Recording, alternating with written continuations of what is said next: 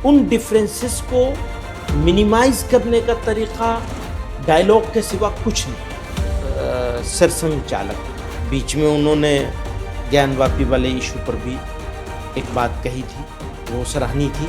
Muslim ಸಮುದಾಯಗಳು ಹಾಗೆ ರಾಷ್ಟ್ರೀಯ ಸ್ವಯಂ ಸೇವಕ ಸಂಘದ ನಡುವಿನ ಸಂವಾದಕ್ಕೆ ಜಮಿಯತ್ ಉಲಮಾ ಇ ಹಿಂದ್ ಅಧ್ಯಕ್ಷ ಮೌಲಾನಾ ಮಹಮೂದ್ ಮದನಿ ಅವರು ಬೆಂಬಲವನ್ನ ವ್ಯಕ್ತಪಡಿಸಿದ್ದಾರೆ.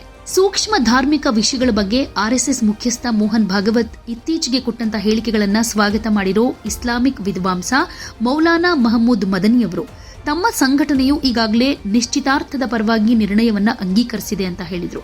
ವ್ಯತ್ಯಾಸಗಳಿದೆ, ಆದ್ರೆ ನಾವು ಕಮ್ಮಿ ಮಾಡಬೇಕಾಗಿದೆ. ಮಾತುಕತೆಯ ಎಲ್ಲಾ ಪ್ರಯತ್ನಗಳನ್ನ ನಾವು ಬೆಂಬಲಿಸ್ತೀವಿ. ಇತ್ತೀಚೆಗೆ ಆರ್ಎಸ್ಎಸ್ ಮುಖ್ಯಸ್ಥರು ಜ್ಞಾನವ್ಯಾಪಿ ಮತ್ತು ಮಥುರಾ ಕಾಶಿಯ ಬಗ್ಗೆ ಹೇಳಿಕೆಗಳನ್ನ ಕೊಟ್ಟಿದ್ದಾರೆ. ಮುಸ್ಲಿಂ ಸಮುದಾಯವನ್ನ ತಲುಪೋದಕ್ಕೆ ಅವರ ಪ್ರಯತ್ನಗಳನ್ನ ಪ್ರಶಂಸಿಸಬೇಕು. ನಾವು ಎಲ್ಲಾ ರೀತಿಯ ಸಂವಾದಗಳನ್ನ ಬೆಂಬಲಿಸ್ತೀವಿ ಅಂತ ಮದನಿಯವರು ಸಂದರ್ಶನದಲ್ಲಿ ಮಾತನಾಡಿದರು. ಜ್ಞಾನವಾಪಿ ಮಸೀದಿ ಹಾಗೆ ಮಥುರಾ ಕಾಶಿ ವಿವಾದಗಳ ಬಗ್ಗೆ ಭಾಗವತ್ ಅವರ ಕಾಮೆಂಟ್ಗಳನ್ನ ಉಲ್ಲೇಖ ಮಾಡಿರೋ ಮದನಿ ಅಂತಹ ಸಂಪರ್ಕಕ್ಕೆ ಮಾನ್ಯತೆಯ ಅಗತ್ಯ ಇದೆ ಅಂತ ಹೇಳಿದ್ರು.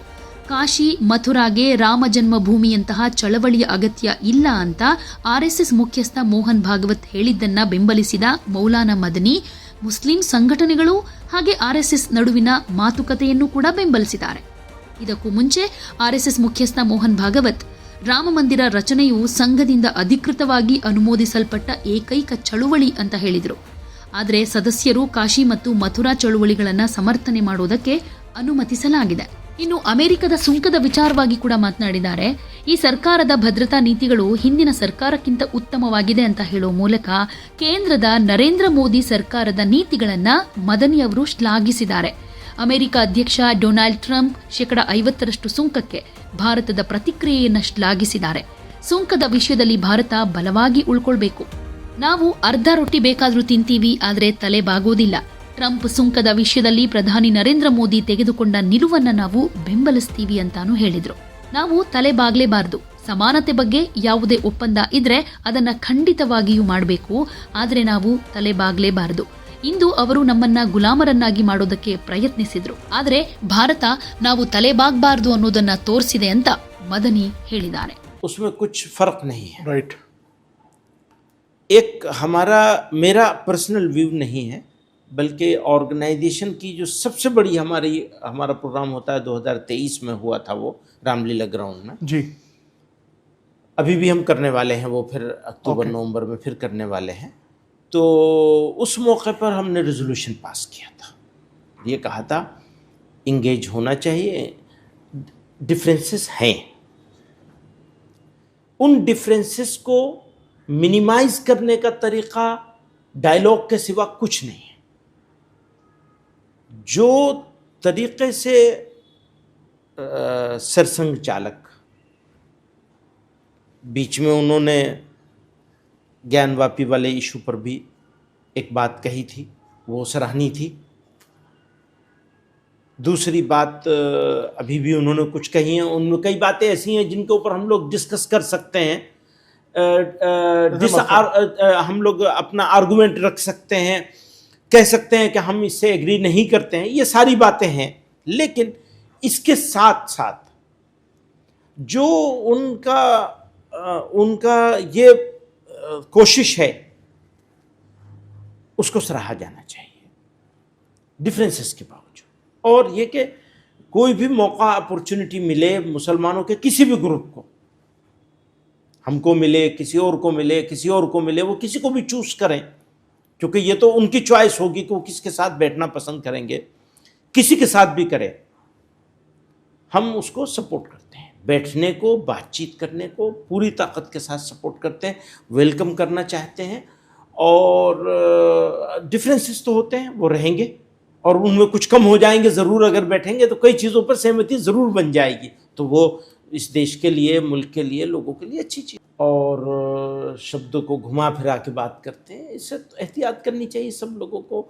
हम मुल्क को बनाना है और चलाना है, तो ये तो जिम्मेदारी प्राइम मिनिस्टर साहब की है, सरकार की है। सर, आप इस देश के एक इम्पॉर्टेंट स्टेक होल्डर हैं, ठीक है, एक इम्पॉर्टेंट पोजीशन पे बैठे हैं।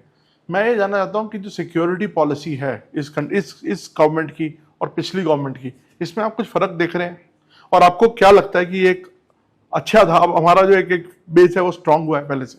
हाँ, यकीनन स्ट्रॉन्ग, इसमें कोई शुबा नहीं, कोई डाउट नहीं, पहले से स्ट्रॉन्ग हुआ है, बिल्कुल पहले से बेटर भी हुआ है, स्ट्रॉन्ग भी हुआ है, बिल्कुल ये मानना पड़ेगा। जी हाँ। तो किस आधार पे आप ये, मतलब थोड़ा सा अगर आप समझाएं तो। देखिए वही बात कि मैं सिक्योरिटी एक्सपर्ट नहीं हूँ, नहीं, लेकिन दूर आप से बहुत- बैठ के नहीं, देख रहा हूँ। आप करिए, लेकिन एक बात है, आप काफी आपसे कंसल्टेशन भी चीजों को लेके होता है, हमें पता है, और आप काफी स्टेक होल्डर रहे हैं मैं चीजों दूर में। से बैठ के देख रहा हूँ और मुझे ऐसा लगता है कि लॉ इन्फोर्सिंग एजेंसीज में प्रोफेशनलिज्म बढ़ा है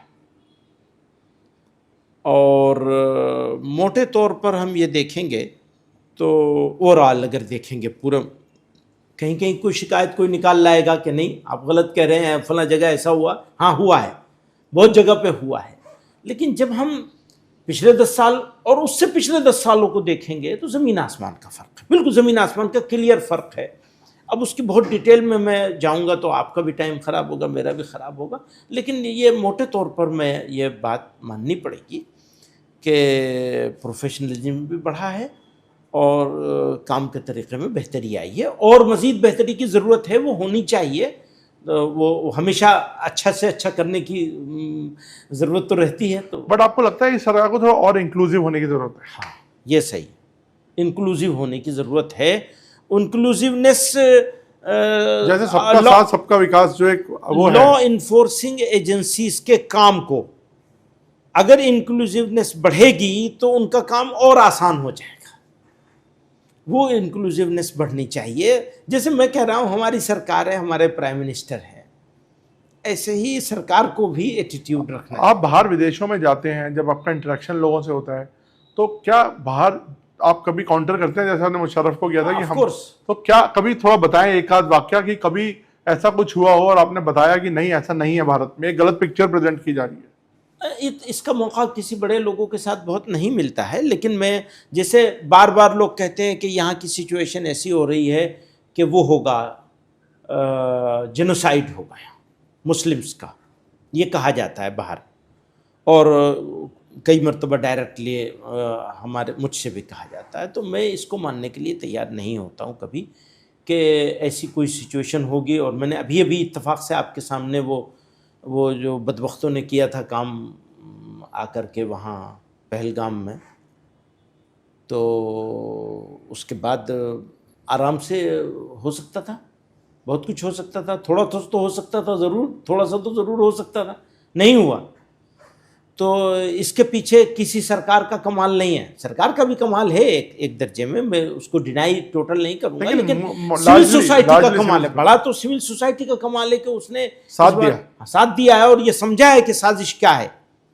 तो इस साजिश को समझा है तो दूसरी साजिशों को भी समझेंगे कि हमारा दुश्मन ये चाहता है कि मुल्क में अनारकी फैले, लड़ाई हो, झगड़ा हो, तो इसको तो पूरी सोसाइटी मिलकर ही इसको। तो जब ये सरकार बोलती है कि बड़ी बड़ी इंटरनेशनल ताकतें लगी हुई हैं हम लोगों को डिस्टेबलाइज करने में, इसमें कुछ हद तक आपको लगता है सच्चाई है? बिल्कुल है सच्चाई, इसमें क्या शुबा है। सारी दुनिया में ये वो बड़ी ताकत है तो सारी दुनिया में यही करती चली आई है, कोई नई बात तो है नहीं उनका।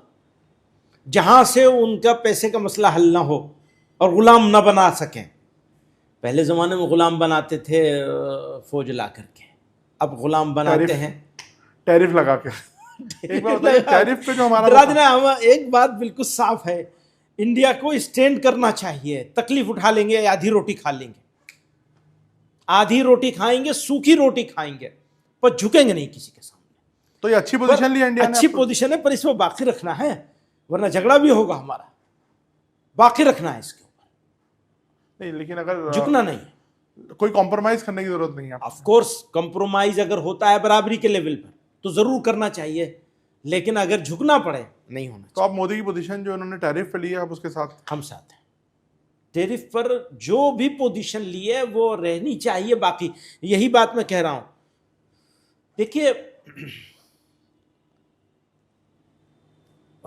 आज उन्होंने गुलाम बनाने की कोशिश की और वो फिर डिस्टेबलाइज करने की कोशिश भी करेंगे, जितनी ताकतें जहाँ जहाँ से जो भी कर सकते हैं वो करेंगे, लेकिन इंडिया इंडिया है, उसका जवाब देंगे।